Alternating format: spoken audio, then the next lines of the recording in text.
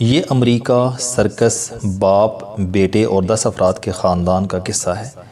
میں نے یہ واقعہ ایک امریکی مصنف کی کتاب میں پڑھا تھا اور یہ میرے شعور کا حصہ بن گیا، اور اس کے بعد میں نے جب بھی کسی سینما ہاؤس، سرکس یا کسی ریسٹوران کے سامنے 5-6 بچوں کی فیملی دیکھی تو مجھے فوراً یہ واقعہ یاد آ گیا اور میں اس کے کرداروں کے سحر میں گرفتار ہو گیا۔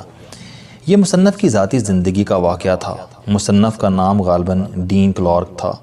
ڈین کلارک نے اپنی بائیوگرافی میں لکھا کہ بچپن میں ہمارے شہر میں ایک شاندار سرکس لگی تھی۔ میں نے اپنے والد سے سرکس دیکھنے کی ضد کی۔ اس وقت ہمارے معاشی حالات اچھے نہیں تھے۔ میرے والد نے مجھے ٹالنے کی بڑی کوشش کی، لیکن میں جب ماننے پر تیار نہ ہوا تو میرے والد نے جیسے تیسے 2 ٹکٹوں کی رقم کا بندوبست کیا اور ہم سرکس چلے گئے۔ سرکس کے سامنے تماشائیوں کی لمبی قطار لگی تھی۔ میں اور میرے والد بھی اس قطار میں کھڑے ہو گئے۔ ہم سے آگے ایک لمبی چوڑی فیملی کھڑی تھی۔ یہ درمیانی عمر کے 2 میاں بیوی تھے، جبکہ ان کے پیچھے 8 بچے کھڑے تھے۔ یہ بچے شائستگی اور تہذیب کے ساتھ قطار میں کھڑے تھے اور خوب تیاری کر کے سرکس دیکھنے آئے تھے۔ بچوں کے منہ تازہ دھلے ہوئے تھے، سب نے بڑی احتیاط سے بال بنا رکھے تھے، سب نے اپنے بہترین کپڑے پہن رکھے تھے اور سب کے جسم سے عطر کی خوشبو آ رہی تھی۔ یہ بچے 2-2 کی جوڑی کی صورت میں کھڑے تھے اور انہوں نے ایک دوسرے کے ہاتھ پکڑ رکھے تھے۔ میں نے زندگی میں بے شمار بچے دیکھے ہیں، لیکن مجھے ان 8 بچوں جیسا کوئی مہذب بچہ نہیں ملا۔ وہ بچے اخلاقیات میں بڑی عمر کے لوگوں سے بھی بہتر تھے، لیکن شائستگی اور تہذیب کے باوجود بچوں کے چہروں پر صاف لکھا تھا، یہ ان کی زندگی کا سب سے بہترین دن ہے۔ وہ پہلی مرتبہ تفریح کے لیے گھر سے نکلے ہیں۔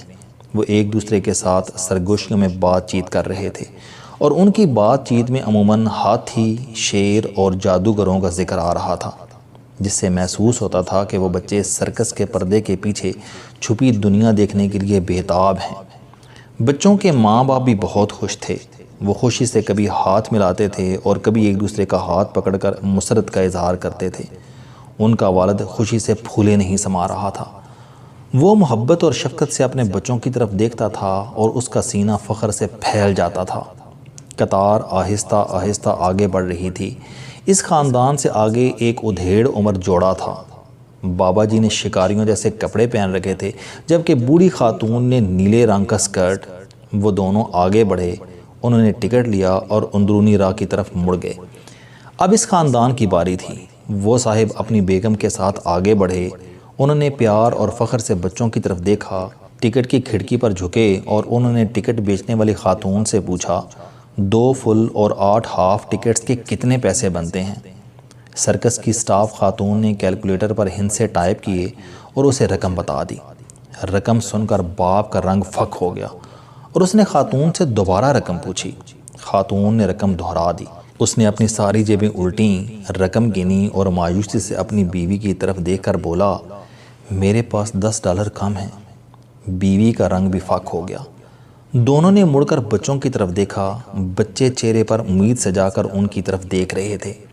میں نے اس لمحے ان دونوں میاں بیوی کو جتنا پریشان دیکھا، مجھے اس کے بعد زندگی میں کوئی جوڑا اتنا بے بس نظر نہیں آیا۔ میرے والد بڑی دیر سے اس فیملی کو واچ کر رہے تھے۔ ان کی جیب میں اس وقت صرف $20 تھے۔ ان $20 سے ہم نے سرکس بھی دیکھنی تھی، ریفریشمنٹ بھی لینی تھی اور بس کے ذریعے واپس گھر بھی پہنچنا تھا۔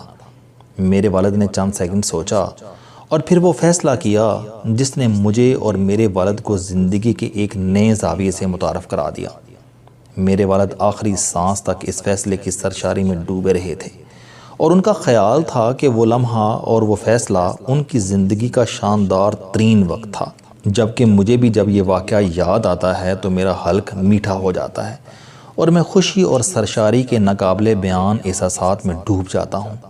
میرے والد نے جیب سے $20 نکالے، زمین پر گرائے، نیچے جھکے، نوٹ اٹھائے اور 8 بچوں کے باپ سے مخاطب ہو کر بولے، معاف کیجیے گا، میرا خیال ہے کہ یہ پیسے آپ کی جیب سے گرے ہیں۔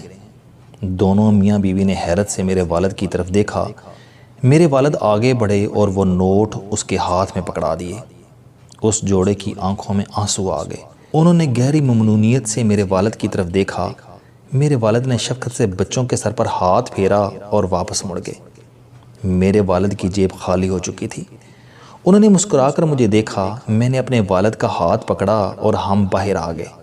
ہم دونوں سرکس دیکھے بغیر گھر آ گئے، لیکن ہمارے دل محبت، سرشاری اور سکون سے لبریز تھے۔ میں اس وقت ایک شاندار احساس سے متعارف ہوا۔ اس احساس نے آنے والی زندگی کے ہر نازک وقت اور ہر کڑے مرحلے میں میرا ساتھ دیا۔ ڈین کلارک کی زندگی کا یہ واقعہ بظاہر ایک معمولی سا قصہ ہے، لیکن جب سے میں نے یہ واقعہ پڑھا ہے، مجھے محسوس ہوتا ہے کہ ہم لوگ زندگی بھر اللہ تعالیٰ کو بڑی بڑی عبادتوں اور بڑی بڑی خدمتوں میں تلاش کرتے رہتے ہیں۔ ہم اسے مسجد، کلیساؤں، سیناگوگوں اور مندروں میں تلاش کرتے ہیں۔ ہم اسے قرآن پاک، بائبل اور توریت میں کھوجتے ہیں، اور ہم اس تک پہنچنے، اس کو پانے کے لیے بڑے بڑے ہسپتال، بڑے بڑے خیراتی ادارے اور بڑے بڑے دارالامان بناتے ہیں۔ لیکن ہمارا خدا ہماری زندگی کے چھوٹے چھوٹے واقعات، ہماری چھوٹی چھوٹی نیکیوں اور ہمارے چھوٹے چھوٹے کاموں میں ہمارا انتظار کرتا رہتا ہے۔ وہ خدا جس تک پہنچنے کے لیے دنیا کے پرہیزگار پوری زندگی سجدے کرتے ہیں، اور جسے پانے کے لیے متقی عمر بھر روزے رکھتے ہیں، وہ خدا انسانوں کو پانی کے ایک گلاس، ایک وقت کی روٹی، ایک چادر اور سردیوں کی منجمد راتوں میں ایک رضائی کے عوض مل سکتا ہے۔ وہ خدا زمانے کے مارے بے بس لوگوں کے پاس بیٹھ کر صدیوں سے ہمارا انتظار کر رہا ہے۔ ہم اللہ تعالیٰ کی جس رحمت اور جس کرم کو قبلوں اور کعبوں میں تلاش کرتے رہتے ہیں، اللہ کی وہ رحمت اور وہ کرم اس کے بندوں کی چھوٹی چھوٹی امیدوں اور چھوٹی چھوٹی حسرتوں میں چھپی رہتی ہے۔ مجھے محسوس ہوا کہ خدا تک پہنچنے کے تمام راستے اس کے مظلوم، بے بس اور نادار مخلوق کے دل سے گزرتے ہیں، اور یہ راستے کبھی فقط 20 روپے اور کبھی پانی کے ایک گلاس کے عوض کھل جاتے ہیں۔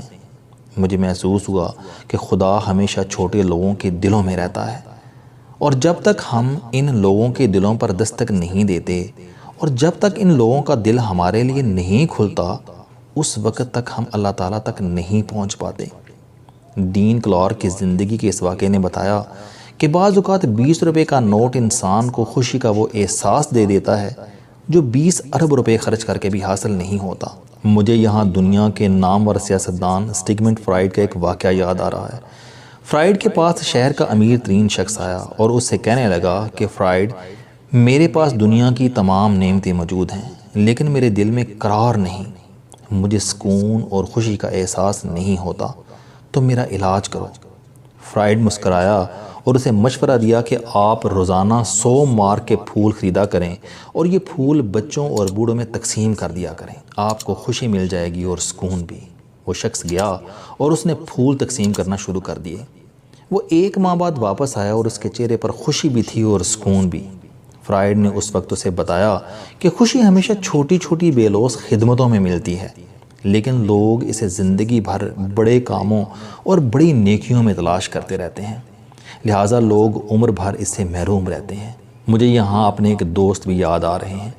میری یہ دوست جب مایوس ہو جاتے ہیں تو یہ بازار سے فٹ بال، کرکٹ کی گیندیں اور جاگرز خریدتے ہیں اور کچی آبادیوں میں جا کر بچوں میں تقسیم کر دیتے ہیں، اور جب یہ کچی آبادی سے باہر نکلتے ہیں تو ان کا دل خوشی سے لبریز اور چہرہ سکون کی دولت سے مالا مال ہوتا ہے۔ وہ اکثر کہا کرتے ہیں کہ اللہ تعالیٰ جو سکون 10 روپے کی گیند سے دیتا ہے وہ 100 سال کی عبادت میں نہیں ملتا۔ وہ کہا کرتے ہیں کہ بڑی نیکیوں کے راستے لمبے اور چھوٹی نیکیوں کی مسافتیں چھوٹی ہوتی ہیں، چنانچہ اللہ تعالیٰ تک پہنچنے کے لیے چھوٹی نیکیاں کرو، وہ تمہیں فوراً مل جائے گا۔ السلام علیکم دوستو، علم دوستی چینل بنانے کا مقصد موٹیویشنل اور زندگی بدل دینے والی کہانیاں آپ تک پہنچانا ہے۔ مجھے خوشی ہے کہ آپ احباب کو یہ ویڈیوز بہت پسند آ رہی ہیں۔ کوئی بھی شخص جو مایوسیوں میں گھرا ہو یا کوئی بھی شخص جو اپنی زندگی مثبت انداز سے گزارنا چاہتا ہے، اس کے لیے یہ چینل لائف چینجنگ ثابت ہوگا۔ میرا دعویٰ ہے کہ کوئی بھی شخص اگر اس چینل کی ویڈیوز دیکھ اور سن لے گا تو اس کی زندگی بدل جائے گی۔ اگر آپ کو یہ چینل پسند آئے تو اسے سبسکرائب کرنا نہ بھولیں تاکہ ہر نئی آنے والی ویڈیو آپ تک پہنچ سکے۔ اس ویڈیو کو دوسروں تک ضرور پہنچائیں کیونکہ یہ صدقہ جاریہ ہے۔